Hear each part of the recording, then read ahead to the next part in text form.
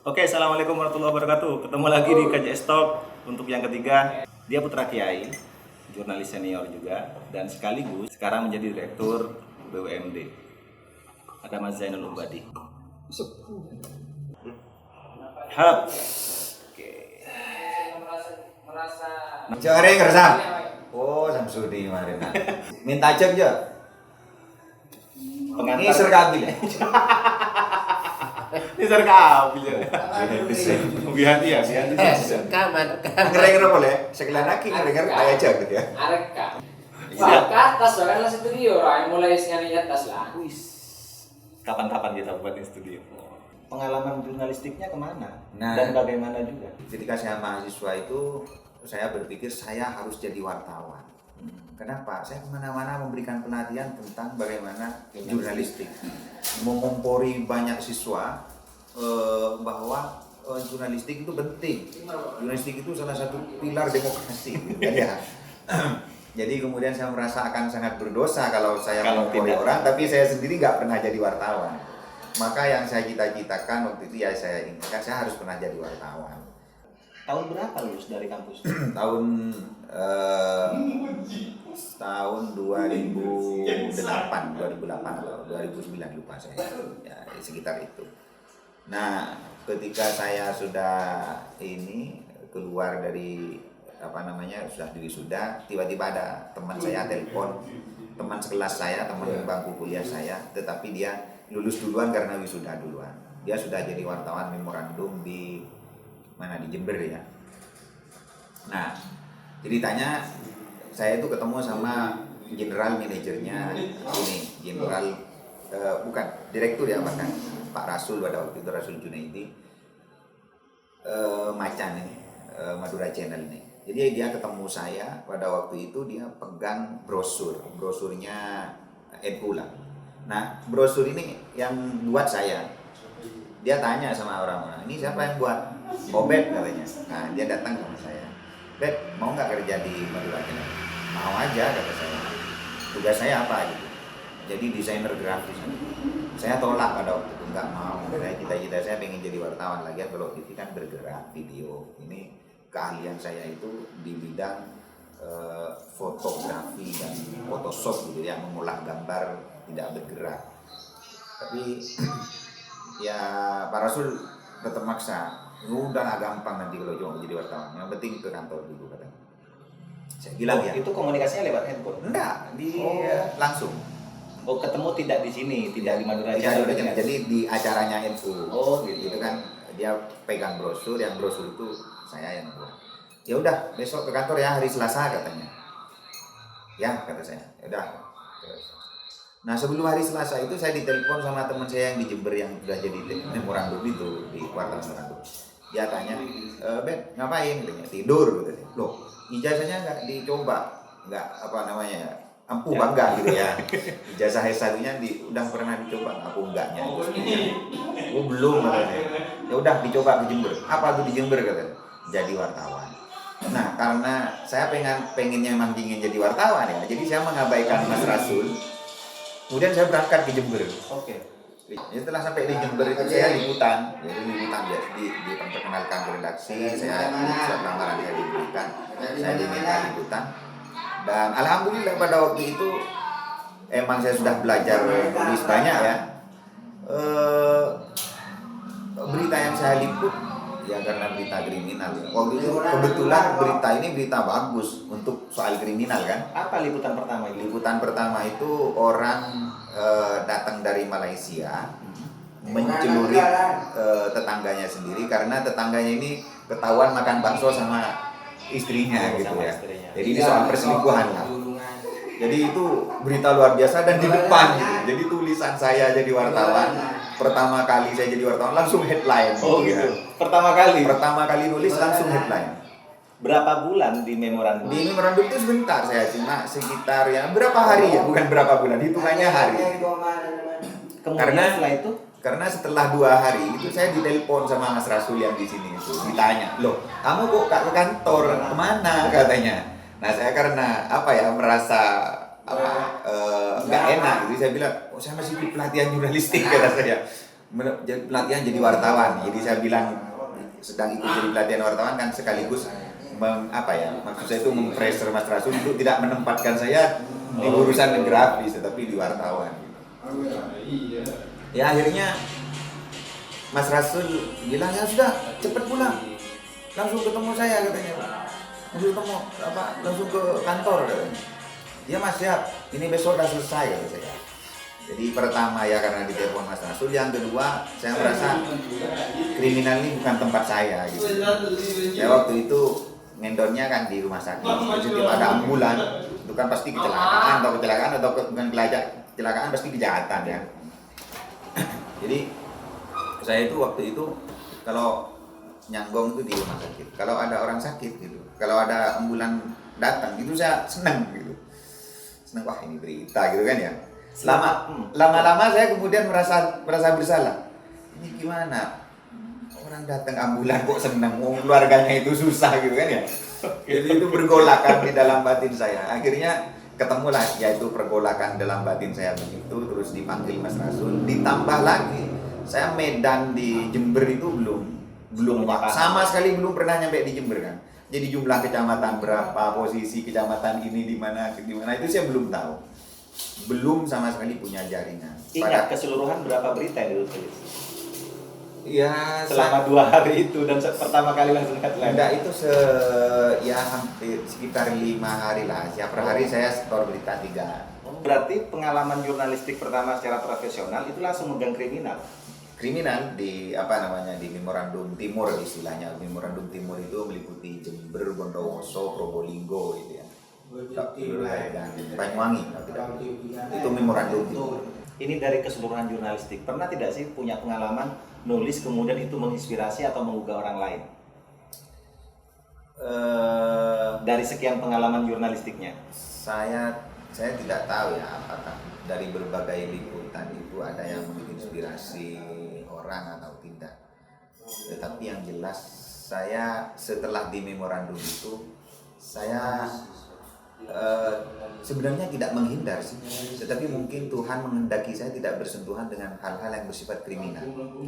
Jadi walaupun saya sudah di Madura Channel, kemudian di Madura Channel itu saya mendapat tugas liputan, saya selalu terhindar dari penugasan liputan di kejaksaan, di kepolisian. Saya ingat sekali saya pernah liputan di kejaksaan selama saya jadi wartawan itu hanya sekali.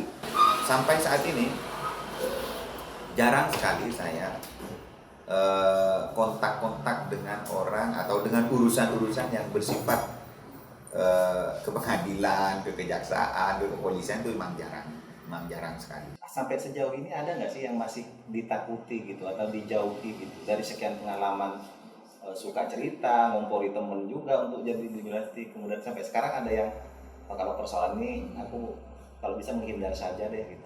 Kalau saya sebenarnya pada dasarnya apapun saya hadapi, cuma memang karena mungkin style saya yang begini, kemudian ya redaktur tidak menugaskan saya di kriminal itu karena tahu Obed ini senangnya di sini, jadi kalau dia bekerja sesuatu yang dia senangi kan nggak maksimal gitu ya. Dan orang-orang di sekitar saya juga yang memang bukan redaktur, misalnya wartawan, nggak pernah ngajak juga saya liputan ke situ gitu, karena mungkin mereka tahu style saya begini gitu. Jadi kan apa yang kita tampilkan di depan orang itu kan akan mempengaruhi bagaimana orang memperlakukan kita. Ini fakta nih, anak tokoh, kemudian di jurnalistik dan sekarang jadi direktur BUMD. Kira-kira pingin diingat atau ingin dikenal sebagai siapa Ubaidillah di masa kecil ini? Sekarang itu ingin dikenal sebagai apa atau diingat sebagai apa? Sekali lagi saya tidak pernah tidak pernah peduli dengan citra lah sebenarnya ya. Saya citranya orang tentang saya apa gitu ya. Saya itu sederhana saja. Saya harus tercitrakan sebagai orang baik. Jadi kalau orang sukses, saya misalnya sukses, kemudian saya dikenal sebagai orang yang baik. Minimal orang terinspirasi. Oh kalau orang baik itu jadi sukses tuh. Ya gitu. Jangan sampai jadi saya terkenal sebagai penjahat dan sukses, kemudian orang bilang oh kalau sukses itu harus jadi jahat gitu. Jangan sampai kayak gitu gitu. Ingin saya tuh hanya gitu aja. Sekarang kan ada di lingkungan politisi nih oleh anggapan teman-teman di publik. Senang nggak sih disebut berada di situ? Saya senang-senang aja. Maksudnya apa ya? Senang dalam arti saya tidak merasa rikuh gitu. Merasa rikuh gimana? Ya karena publik Berhak mendeskripsikan. berhak mendeskripsikan itu, dan memang saya betul ada di situ. Yang saya risau itu sebenarnya bukan publik ya, tetapi yang saya risau sebenarnya adalah diri saya sendiri. Jangan sampai merasa sangat nyaman di sini, kemudian ini menjadi kebutuhan, menjadi karakter saya yang apa namanya tidak saya fungsikan untuk sesuatu yang baik setelah saya mati gitu kan ya. Jadi saya boleh berkecimpung dalam politik, boleh tahu politik, boleh melakukan aktivitas politik, tetapi harus diniatkan sebagai ibadah agar ini nanti berguna buat saya ketika saya sudah tiada gitu. Ada tidak perbedaan sebelum berada di lingkungan politik, kemudian atau sebelum dan sesudah kepada teman-teman tongkrongan atau keluarga? Karena saya sejak habis di Mondok itu kan citranya orang itu kan saya sudah berkecimpung dalam dunia politik. Oh, itu sejak di pondok? Ya sejak sesudah Mondok, Sudah. sesudah kuliah itu kan saya masuk di Madura Channel. Yang Madura Channel itu diakui atau tidak orang mengenalnya adalah milik MH Said Abdullah. Dan MH Said Abdullah itu adalah politisi, dan otomatis banyak orang menganggap saya adalah kaki tangannya MH Said Abdullah. Nyaman aja dengan itu. Tapi saya nyaman aja wong apa namanya ya ya biasa aja, enjoy aja. Orang anggap saya siapa toh Pak Said bukan dalam tanda kutip ya, bukan orang jahat kan gitu kan. Tapi ada perbedaan ketika ngumpul dengan teman sebelum menjadi dianggap sebagai politisi dan sesudah menjadi politisi itu. Ada perbedaan, misalnya mungkin teman-teman banyak nuntut atau mungkin banyak tuntutan atau apa lagi. Enggak juga sih, biasa aja gitu. Jadi kalau soal tuntut-menuntut itu memang teman-teman itu suka nuntut saya apa ya, menyelesaikan persoalan-persoalan pribadinya, terutama soal finansial itu memang sudah sejak mondok, sejak kuliah.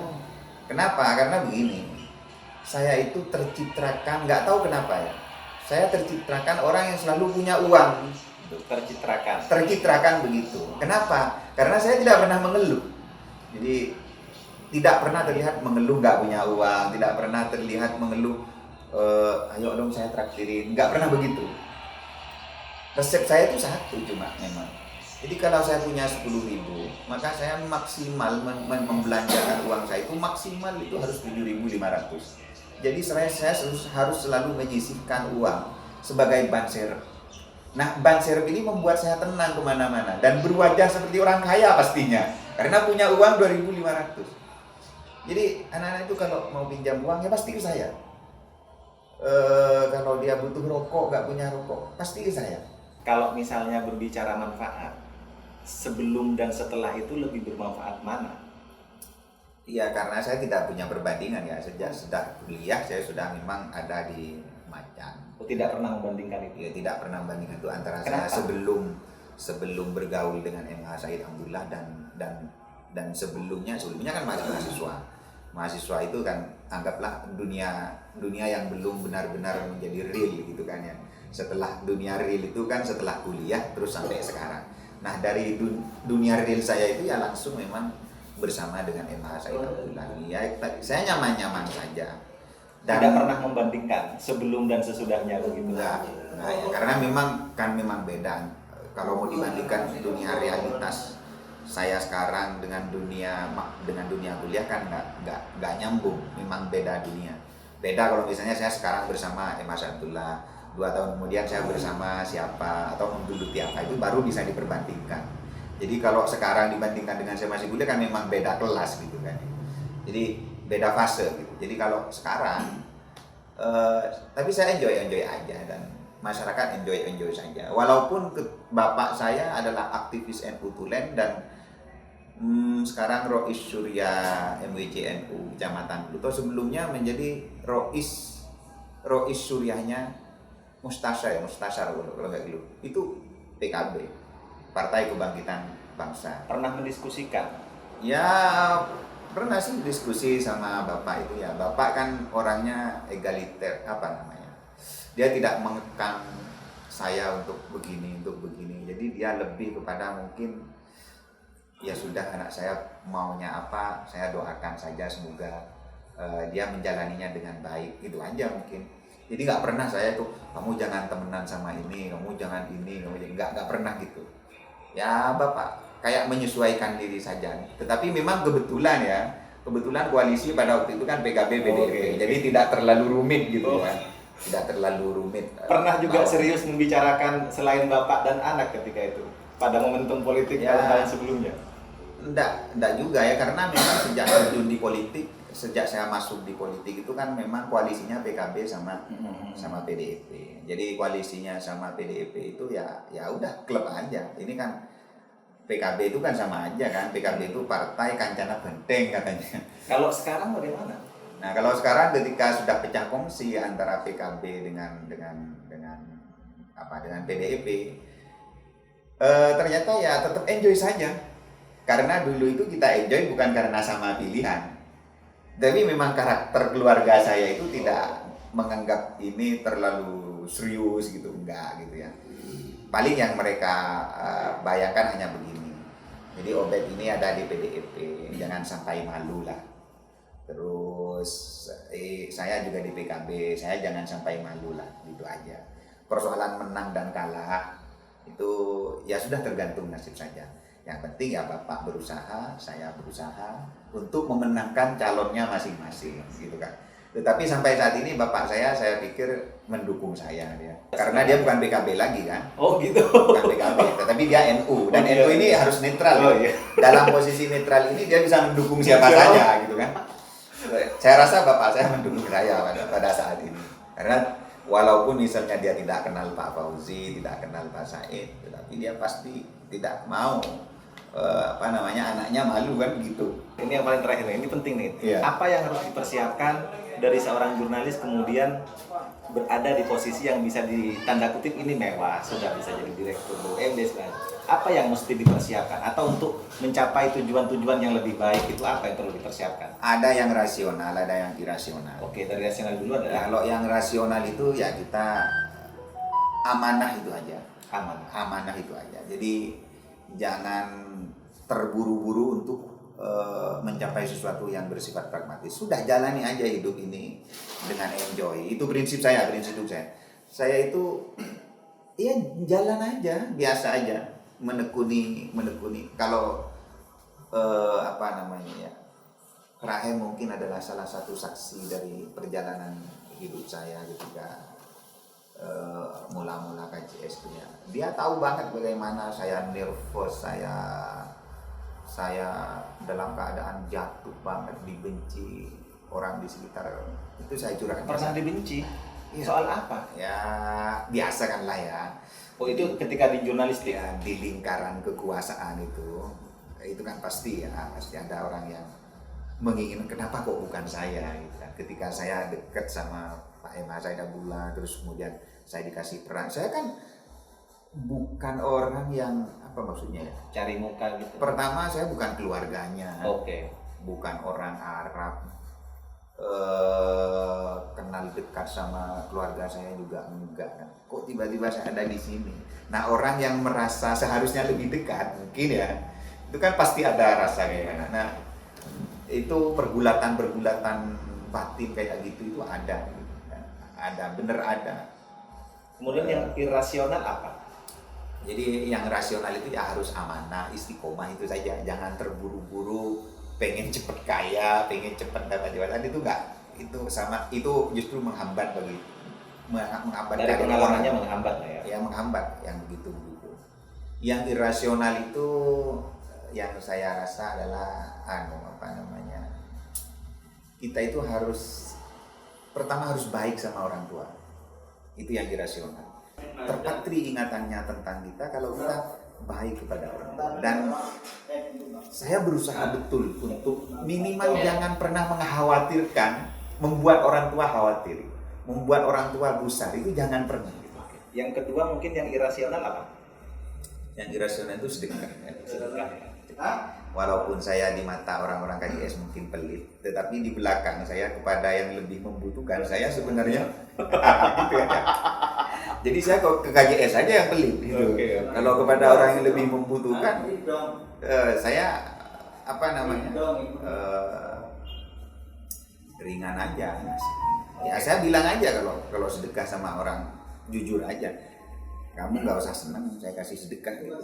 Ini bukan karena saya senang sama kamu, tapi saya pengen kaya gitu. Saya pengen senang gitu. Pernah bilang seperti Bilang sama orang ya apa ya? dalam hati. Enggak, bener saya Ngomong ucapkan. langsung. Iya, apa ya? Maksud saya itu sebenarnya bukan ingin ngomong sama dia, bukan ingin sama orang yang objeknya ini. Tapi sebenarnya saya ingin ngomong sama Tuhan gitu. Tuhan, saya ini nggak ikhlas bener-bener loh gitu. Dibales nih. Pamrih ya. Iya, gitu. Dibales nih. Ada Tuhan pamrih ya. Iya, ada Tuhan itu saya begitu. Jadi sama Tuhan itu saya enjoy aja. Hubungan saya sama Tuhan itu baik-baik saja gitu. Dan tidak terlalu formal. Ada yang rasional, ada yang irasional. Kalau yang rasional ya amanah saja itu sudah cukup. Yang kedua kalau bicara yang irasional itu baik sama orang tua, perbanyak sedekah. Keduanya ini ya sedekah sama orang tua keduanya juga. Ini akan membantu menurut saya, menurut pengalaman saya. Oke, itu tadi teman-teman diskusi bareng Zainul Ubadi, seorang anak kiai, kemudian juga seorang jurnalis dan juga sekarang menjadi direktur BUMD. Kita ketemu lagi di lain kesempatan. Terima kasih. Assalamualaikum warahmatullahi wabarakatuh.